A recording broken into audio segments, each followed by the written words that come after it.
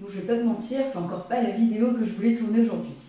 Mais bon voilà, on est en septembre et la vérité c'est que je suis déjà un peu fatiguée. Le taf alimentaire a repris sur les chapeaux de roue avec son lot de stress, mais bon, je gère. Et en bonus, eh ben, j'ai quelques aléas, on va dire, émotionnels qui me plombent un peu. Bon, bref, t'as compris, c'est clairement pas ma rentrée idéale. Mais je me suis dit que justement, c'était le bon moment pour te partager ce que je fais dans ces moments-là, pour arriver à prendre soin de moi quand clairement la motivation n'y est pas et les bonnes intentions peut-être pas vraiment non plus, mais comment j'arrive justement à avancer sans forcément tout lâcher. Donc je te livre mes 5 meilleures astuces dans cette vidéo, c'est parti.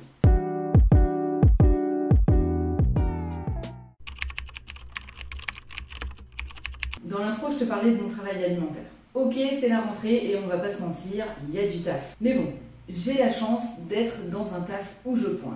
Et perso, après avoir vécu la vie de cadre no limites, j'ai décidé de me servir du pointage un petit peu comme un garde-fou. Donc, je fais tout ce qu'il faut pour pas dépasser les 35 heures que je dois faire. Mon taf est fait, tant mieux. Il est pas fait, eh ben c'est pas grave. C'est pas forcément moi qui me remets en question en disant que je suis nulle ou que j'ai pas fait tout ce qu'il fallait. J'ai assez de recul maintenant pour me dire que c'est peut-être juste qu'il y a un souci d'organisation dans ma boîte. Attention, c'est pas que je me remets jamais en question.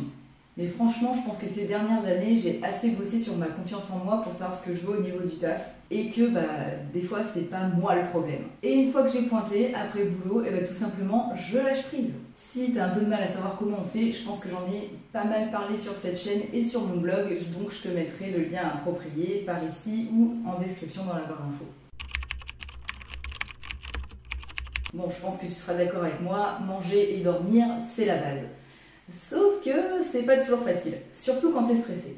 Je m'explique. On va commencer par le sommeil parce que c'est quand même le point le plus important et celui avec lequel je me bats, on va dire, depuis des années. Si tu me suis depuis un moment, tu sais que le sommeil c'est un petit peu mon sujet, ma bête noire. Stressé de la vie, bonsoir. Alors pour être tout à fait honnête, je suis pas vraiment fan des somnifères, même si ça m'est arrivé d'y avoir recours peu de fois dans ma vie. Mais en me renseignant, en fait, je me suis rendu compte, alors attention, je suis pas médecin, c'est juste des choses que j'ai lues parce que justement ça m'intéressait, que les somnifères, mais en fait, quand t'en prends, ça te repose pas vraiment. C'est juste comme si tu mettais ton cerveau en veille, quoi. Tu l'éteins pas entièrement.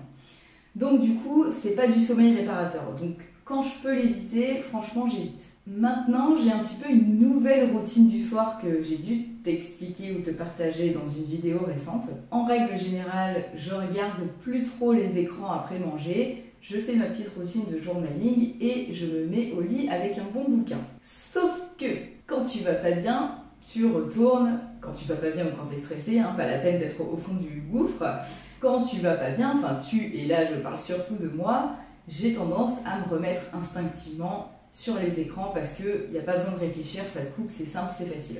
Donc en ce moment, j'avoue, je dors pas très bien et j'ai recours à ma petite botte secrète, même si c'est pas des somnifères, c'est un petit comprimé qui me fait dormir un petit peu mieux. Alors, on est d'accord, si on peut s'en passer, c'est vachement mieux, mais dans les coups de stress et d'anxiété, j'avoue que moi, ça m'aide vraiment à avoir un sommeil, on va dire, plutôt réparateur pour pouvoir aller mieux le lendemain et justement pouvoir me passer de tout ça. D'ailleurs, on est d'accord, c'est toujours mieux si tu peux t'en passer. Mais je préfère me privilégier une bonne nuit et être en forme le lendemain plutôt que de ruminer toute la nuit sur mes problèmes divers et variés. Ça, c'est le premier point du sommeil. Ensuite, on va parler de la bouffe. Parce que je sais pas toi, mais moi, quand je suis pas motivée, mon premier réflexe, c'est la bonne junk food que tu te fais livrer ou que tu prépares toi-même d'ailleurs, même si c'est toujours un peu plus sain. Mais bon, on va pas se cacher qu'au bout d'un moment, les pizzas maison, il y en a un peu ras-le-bol. Donc, ce que j'essaye de faire, c'est de pas me prendre la tête pour la bouffe parce que pour moi, c'est un vrai casse-tête. Cette semaine, par exemple, je me suis fait mon petit plan le dimanche à l'aide de mon astuce ChatGPT que j'ai déjà partagée. Cette semaine, je me suis fait plaisir avec un petit thème cuisine grecque. Donc le midi, pas prise de tête, c'est salade grecque tous les midis. Et le soir, je me suis dégoté une petite recette de spanakopita, je crois. C'est une espèce de tourte feuilletée aux épinards. Et franchement, j'ai fait ça une fois dans la semaine et hop, après, plus besoin de se prendre la tête avec les repas. Ça me permet de manger équilibré, des bons petits plats faits maison et surtout de ne pas me jeter sur tout et n'importe quoi. C'est pas hyper fancy et varié, mais bon, au moins c'est réconfortant et je perds zéro énergie à me demander quoi manger tous les soirs.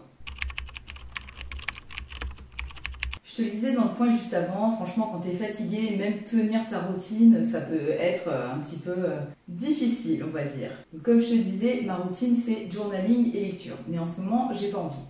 Pourquoi? Tout simplement parce que tous mes bullet journal sont en train de se terminer, enfin disons que je reprends les anciens que j'avais pas remplis, hashtag psycho, et donc je les reprends et je les re-remplis, donc en fait j'ai des bouts de joe qui ressemblent à rien et que ça a commencé en 2021, ça s'est arrêté en plein milieu de 2021, ça recommence en 2025, bref c'est n'importe quoi.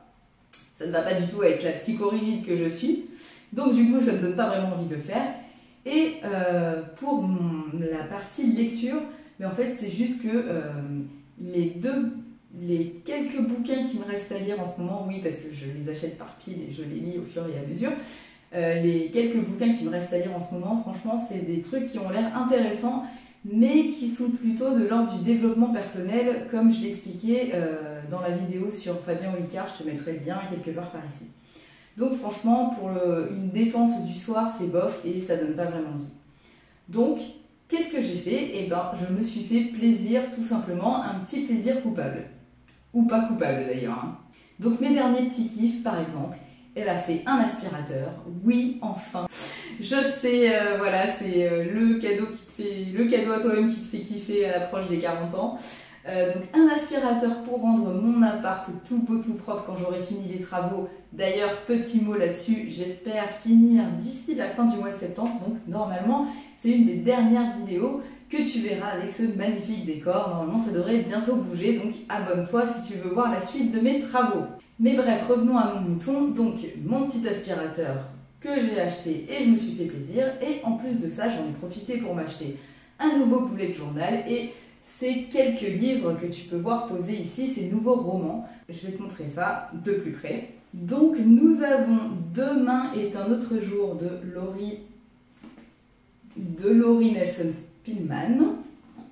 Nous avons Le Messie récalcitrant de Richard Bach, un bouquin qui m'a été conseillé lors d'un échange avec Théo Duverger sur le burn-out. D'ailleurs, je te mettrai le lien ici si tu veux aller voir, c'est un échange super intéressant. Et pour finir, un gros roman en plusieurs parties de fantasy, Terry Goodkind, L'épée de vérité. Alors celui-ci c'est le tome 2, hein, mais j'ai aussi acheté le tome 1 que je vais recevoir incessamment sous peu. Voilà, autant te dire qu'avec ça je suis parée pour les longues soirées d'hiver qui s'annoncent. Parce que oui, j'avoue, le fait qu'il commence à faire nuit à 8h aussi, ça joue un petit peu sur mon moral et pas en bien. Mais pour ça, malheureusement, il n'y a pas grand chose à faire. La quatrième chose que je fais quand je suis un petit peu mouligasse, là, que j'ai pas envie d'avancer, c'est l'appel à un ami. C'est bête, mais franchement, il n'y a rien de tel pour me rebooster que passer une demi-heure ou une heure au téléphone avec quelqu'un que j'affectionne particulièrement et avec qui on va parler de tout, de rien, ça va me changer les idées et ça va me rebooster. Oui, ok, d'accord, j'ai un petit côté introverti parfois où j'ai vraiment besoin de ma bulle de tranquillité pour moi, de pouvoir faire des choses à moi. Mais avant tout, je pense que je reste quand même quelqu'un d'assez social et parfois, juste parler avec quelqu'un, ça me remet dans une good vibe. D'ailleurs, c'est le cas avec ces vidéos. Donc, petit conseil, garde toujours à portée de main ou de téléphone 2 ou 3 personnes qui vont te mettre justement dans une énergie haute, très important l'énergie haute, hein, et ça va te servir en fait de contact ressource quand tu as un petit coup de mou comme ça.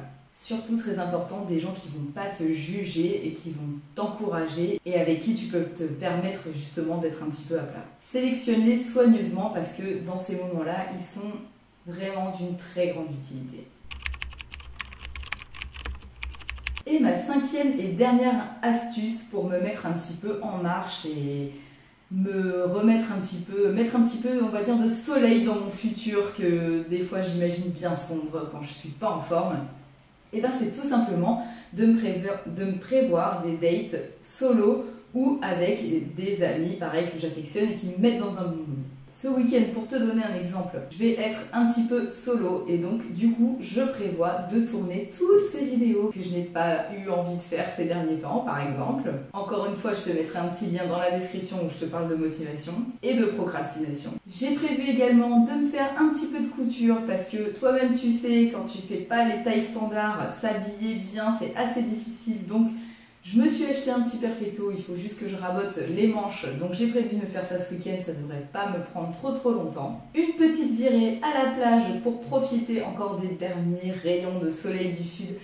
C'est le meilleur moment pour aller à la plage en ce moment, il n'y a personne, il fait pas trop chaud, donc c'est franchement le kiff absolu. Et pour finir, eh ben, un petit apéro entre potes pour terminer le dimanche, comme il se doit, dans la joie et la bonne humeur avant de repartir rebooster pour une semaine.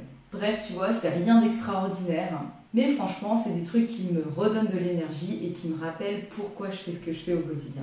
Donc non, tu vois, cette semaine, c'était pas vraiment la bonne semaine. Et en fait, ça arrive, hein, la vie est comme ça, c'est des hauts, c'est des bas. Mais c'est pas grave parce qu'en fait, le message que je voulais transmettre dans cette vidéo, c'est que j'ai pas besoin d'être toujours au top pour avancer. Et toi non plus d'ailleurs. Tu peux vivre une rentrée compliquée et prendre soin de toi. Tu peux être fatigué et choisir des petits pas qui te respectent. Et si tu as besoin d'un cadre doux mais structurant pour te mettre en route pendant cette rentrée qui est peut-être un peu difficile pour toi, et pour reprendre ton projet de reconversion là où tu l'avais laissé, j'ai justement lancé en ce moment le challenge 30 jours pour amorcer ta reconversion post-burnout. Ça se passe sous forme de petits exercices et de petites vidéos que je poste tous les jours pendant 30 jours sur le mois de septembre. Donc tu peux retrouver des vidéos sur YouTube, sur Instagram, mais aussi et surtout sur le groupe Facebook où je rajoute un petit peu des anecdotes et je fais les exercices en même temps que vous. Donc c'est un petit peu plus axé sur le partage entre membres.